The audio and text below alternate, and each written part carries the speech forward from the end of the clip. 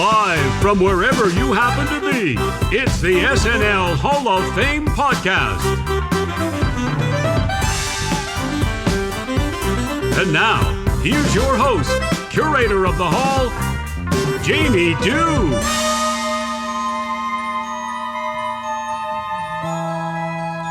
Oh, it's so twinkly.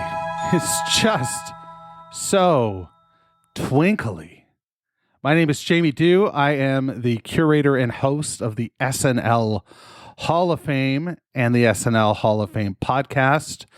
I want to welcome you into the hall, but before I do, please wipe your goddamn feet. It would be unkind of you to soil the sacred ground here at the SNL Hall of Fame with your filthy feet. So there's that. We are back again for another week of enjoyment and excitement here on the SNL Hall of Fame podcast. This week, I am joined by my friend Erin Rizok, and we get into a conversation about Melissa McCarthy joining the ballot of the Hall. So McCarthy has been on the show several times, and she is a wonderful host, throwing herself in. If you haven't watched her hosting episodes, and you are more aware of her through her more recent cameos during the Trump administration when she portrayed Sean Spicer, well, then you're missing out, because there is a tremendous catalog of great sketches with her in it, and Erin and I get into that in this episode. Does she belong in the Hall? I don't know. That will be for you to decide. And the way that's going to work is once we have filled the ballot at the end of the SNL season, we will open it up to you, the voters, to select 12 candidates, 12 nominees, 12 balloteers from the list. Then I will do some careful tabulation after removing my shoes, and we will determine whether or not these players achieve the requisite 51% of the votes. If they do, they will be enshrined forever into the SNL Hall of Fame. So that's pretty exciting. I've been thinking, wouldn't it be cool if I could get some sort of plaque or something like that I could send out to anybody who, makes it to the Hall of Fame? What do you think? Is that a good idea? Is that a bad idea? Is that a dumb idea? Send me an email, jamie@snlhof.com. I would love to hear from you. And of course, if I get an email and it's appropriate, I will read it on the air. I am also looking for your feedback in terms of Apple Podcasts rating and reviewing. Apparently, it's a thing still that we as podcast hosts ask whether or not, this is something that you can do for us, because it is helpful, and we need that kind of help to get the word of these podcasts out there. The show is doing really well. I was really surprised to see it charted in the Netherlands, so that's cool. If you are listening, from the Netherlands right now, hello and welcome, and I'm glad you're here. But that's really all I have for you in terms of preamble. We are well into the process of balloting. This is the sixth episode of the show, seventh episode of the show. So there are now, after this episode, there are 7 people on the ballot. And there will be probably about 30 when all is said and done. So it's going to be tough when it comes to voting. But at any rate, like I said a moment ago, let's go to the interview that I conducted with Ms. Rizok and talk a little bit more about Melissa McCarthy. So get ready for that, because that is coming right up after this little break. Erin Rizok, Jamie Dew, Melissa McCarthy, SNL Hall of Fame. Let's do it.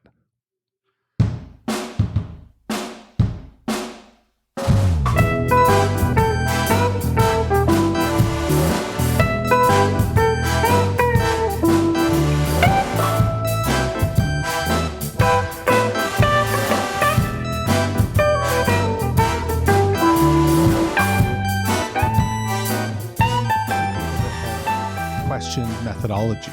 Like, how are people being judged? So I think a good thing to maybe start on is methodology and, you know, how you approached this category of host for the SNL Hall of Fame, if you want to speak to that. Yeah. Well, you presented us a list to choose from. And when I looked at the list, it was really who is funny, like who stuck out as me as funny, who was in sketches that I remember, that I quote from, that I occasionally will just rando watch on YouTube, right? Like, who do I think is funny? And and then I kind of worked backwards from there. Melissa McCarthy jumped out at me immediately in your host list because she has so many memorable sketches, and I just think she's fucking funny. And then I think I might have done it backwards, like in a reverse order than other people. Like, you know that I'm a lawyer. Other people don't know that I'm a lawyer. And sometimes I'm prosecuting a case and I think, you know, I know this guy is guilty. He knows he's guilty. The judge knows he's guilty, but I just can't say, Your Honor, he's guilty. I need some evidence of his guilt. So then I kind of worked backwards for my evidence as to why Melissa McCarthy deserves to be in the Hall of Fame, beyond me just saying she's fucking funny. So I kind of went back through the history, and I would say I'm a fan of SNL. I would not say I am a student of SNL. So I know what I like, but could I tell you the order of the episodes that she was on, or which sketches were on which episode, except for maybe Sean Spicer, because that's very topical. Other than that, I couldn't tell you what order. So I kind of went back and rewatched, you know, that's how I went about it. Yeah, I think that makes a lot of sense. All right. I think it's important to note that Melissa McCarthy is a 5-timer. And she did it in relatively short order. She did it from October. Her first appearance was October 1st, 2011. And then she was invited back each of the next 3 seasons. So she was on 37, 38, 39, and then 41. And then she came back during the height of the Sean Spicer era for her 5th-timer performance in season 42. So in 6 years, she managed to show up 5 times. So clearly they like her. Yeah. You're not the only one. And this is an important distinction when we talk about Hall of Famers. You know, they are people that get their hands dirty and they do the work. Well, that's what stands out for me about her amongst almost every other host. Tell me more about that. Like, well, it's apparent from the very first episode that she hosts, which I had to go back and check the order, as I said, but it's physical comedy right off the bat.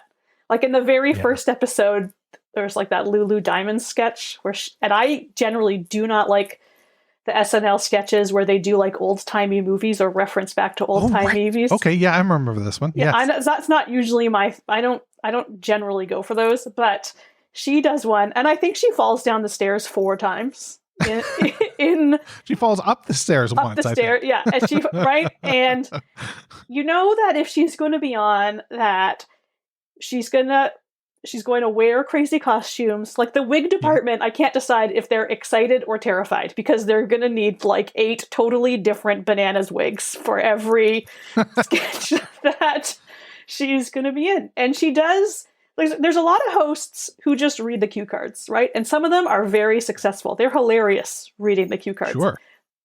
But she is a physical comedian, right? Yes. And she's doing characters. Like a lot of the hosts, they play the straight character in the sketch, right? And she fully formed characters. She's jumping through windows. She's falling downstairs. She's dumping gum or ripping apart a pumpkin. Like her very first appearance, she's one of the Maharal, I can never say the name right, but the Maharal sisters. I can't say it either. Yes. She's like the 5th Maharal sister. Yeah. And she's got the bulked up, the crazy arms, and she just walks onto the stage and rips apart a pumpkin and eats it. Yeah. She also drinks the salad dressing. That is all from one episode. Oh, the falling down the Hidden stairs. Valley Ranch? Yeah. So that's all one episode. And yeah, the Hidden Valley Ranch is very, very nuanced character work that pays off with the physicality and the wackiness. Just, it's bananas. well, that's the first example, I think, of her playing the lovable weirdo against a bunch of normies. Like, she does that a lot on Saturday Night Live. That's a really great way of putting it. Yeah, right. She does it on a game show. She does it in one of my favorite runs of sketches where they have like the moms who are kind of a part of a cult. They're very funny. I think it's on the Mother's Day episode, which she hosted. She hosted the Mother's Day episode one time, I think, and I think that's the one. But my absolute fave, like I could go on and on. My absolute fave of her as the lovable weirdo against the normies is PJ. Do you know the sketch PJ? No, I don't. This is like welcome to the first ever meeting of women's group. I know we're all very busy with carpools and birthday parties, but I think it's great that we're taking time to focus on ourselves and our goals. Oh, I thought this was just an excuse to drink white wine in the afternoon. Carol, you're bad. Okay, I'll go first. My goal is to fall back in love with my husband. I want us to play, and I want to be wooed. Carol? Okay, I guess, I just want to, like, slow down, you know? I want to cook more, and I want to worry less. Yeah. I'll go. I want to start really considering the things I put in my body, and I want to take more photographs.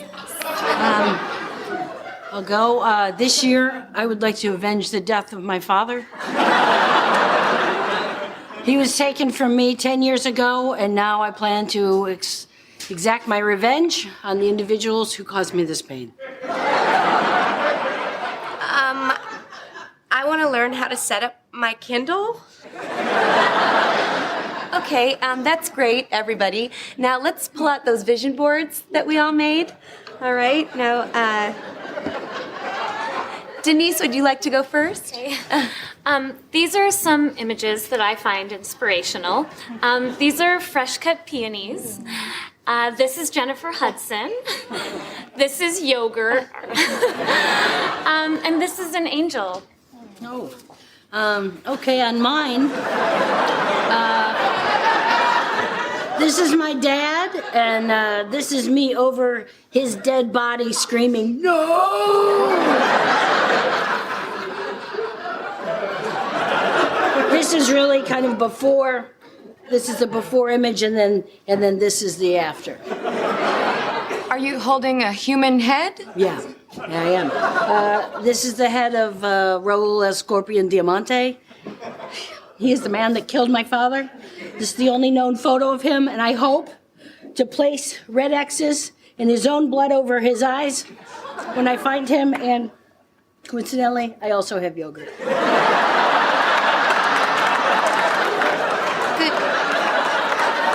Very good job, PJ. I can tell you're very serious about your goals. So, who's next?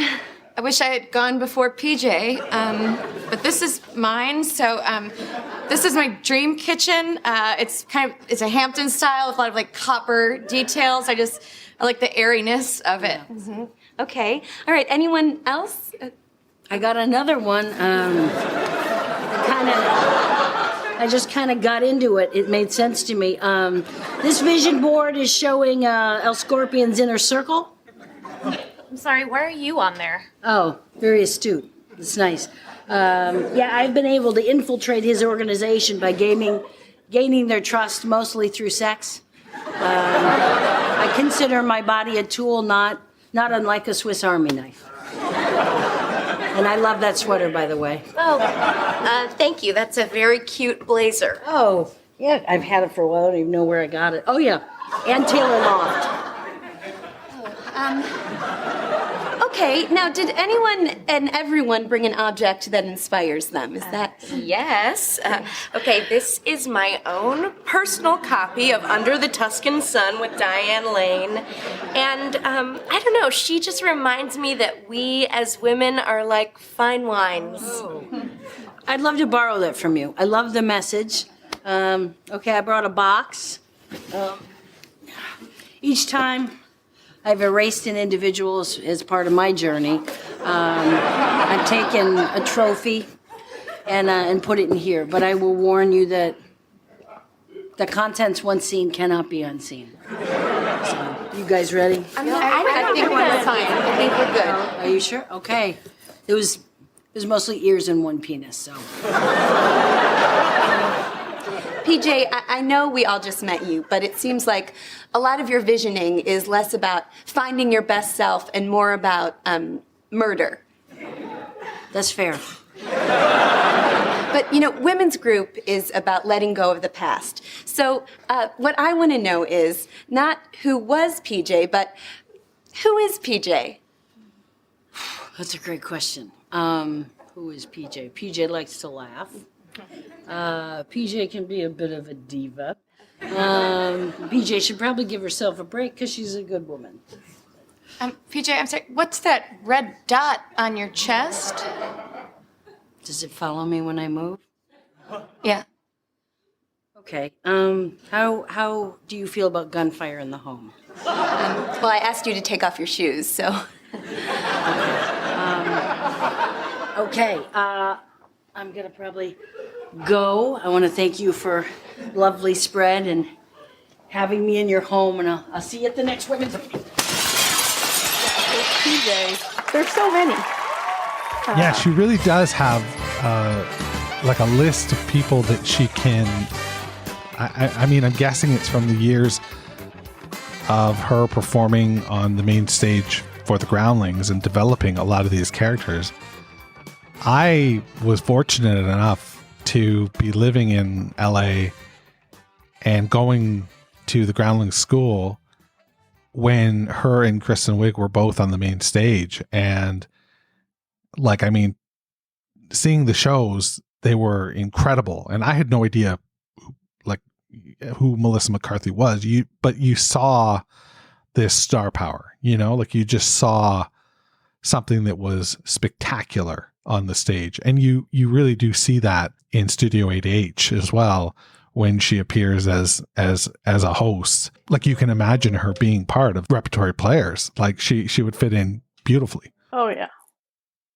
She's so many characters. When you are a host and you bring back a character, that is a pretty, you do a character as a host, then you bring it back. Because I think I don't know the name of the character, but that abusive coach, I think she does that one a couple of times. It's a play on an American abusive coach, which my knowledge of American sports scandal is failing me right now. But Sheila Kelly, I think that's her character's name. And she's an abusive NCAA coach. And I think she does it twice.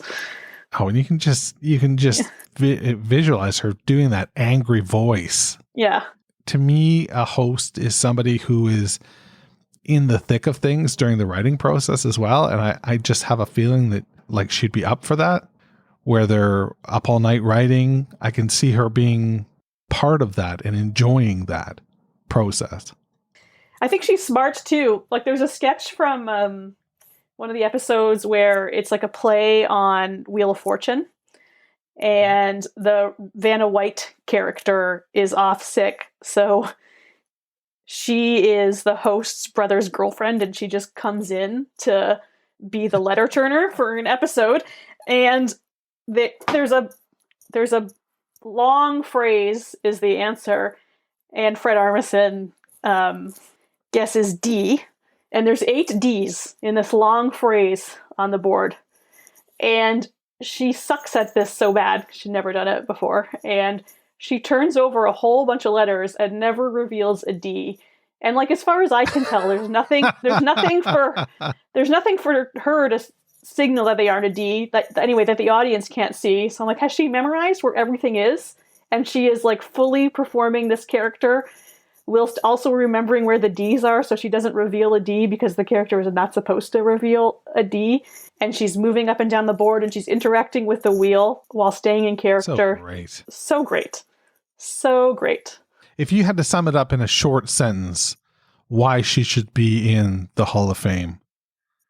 Because she is a comedian who performs fully formed characters, will do whatever they ask of her, will wear a crazy costume, will remember her lines, will deliver it with physicality and commitment, and she'll do different, like totally different things. Every sketch in the episode is something entirely different that she is committing to 1000%, which is why they keep inviting her back, which is why when they honored the Matt Foley character on the 40th anniversary episode, she was the one that did it.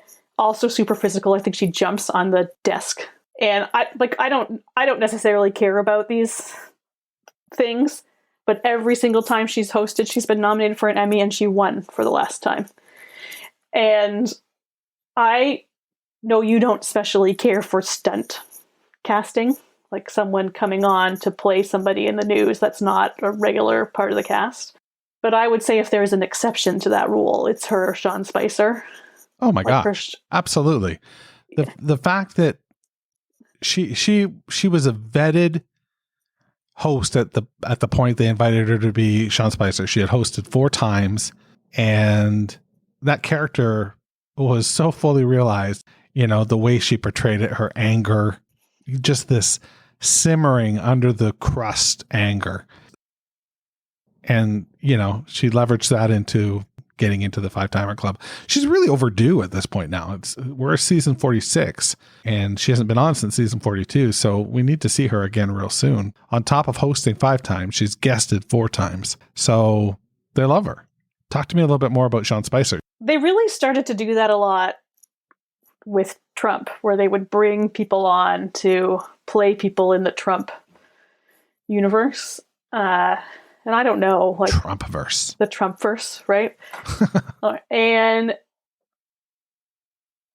I don't think you had to follow the news to think that that was funny, right? Right. Like, it is so funny. And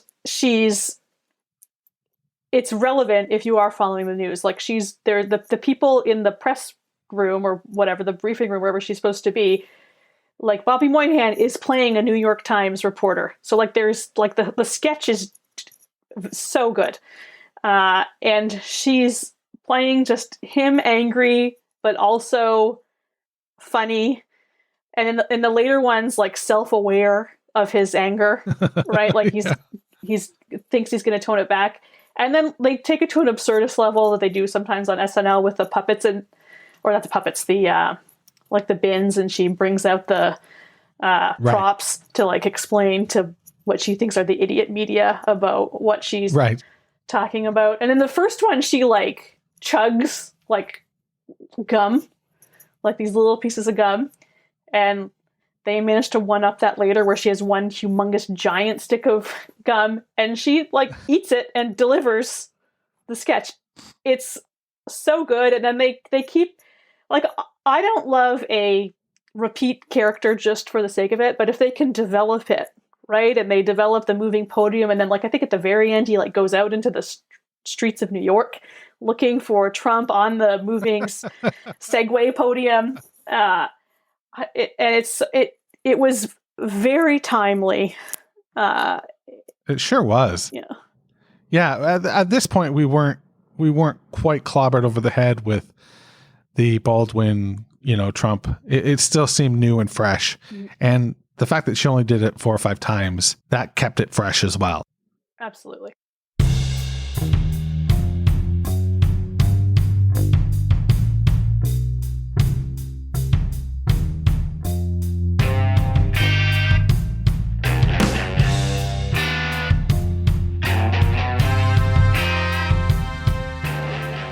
So that was my talk with Erin Rizok about Melissa McCarthy and why she belongs in the Hall of Fame. The argument has now been made. McCarthy has been added to the ballot.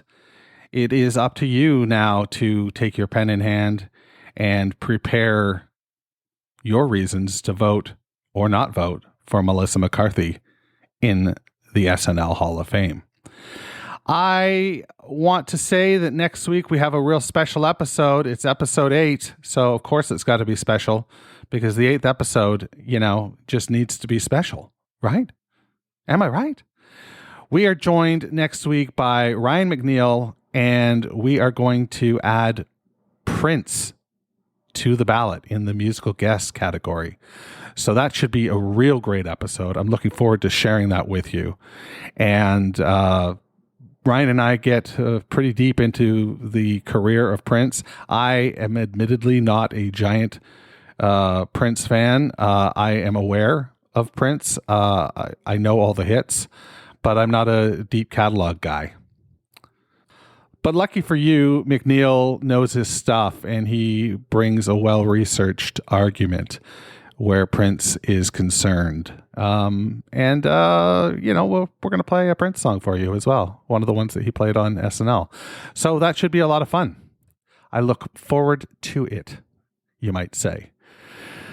Well, that brings us to the end of this week's episode. I hope you enjoyed it. Please rate and review the show. And don't forget to turn out the lights because the SNL Hall of Fame is now closed. Thanks for listening to the SNL Hall of Fame podcast. You can find everything you need to know about the show at snlhof.com. Don't forget to subscribe, share, rate, and review the show wherever you get your podcasts. This is Doug Denant saying, this is Doug Denant saying, see you next month in the hall.